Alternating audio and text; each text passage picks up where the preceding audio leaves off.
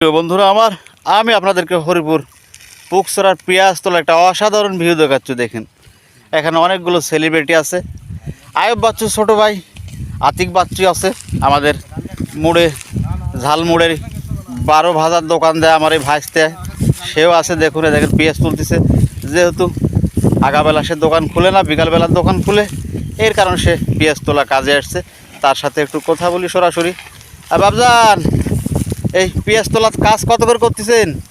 600 টাকা। 600 টাকা করে খাইতে টাইতে দিচ্ছে?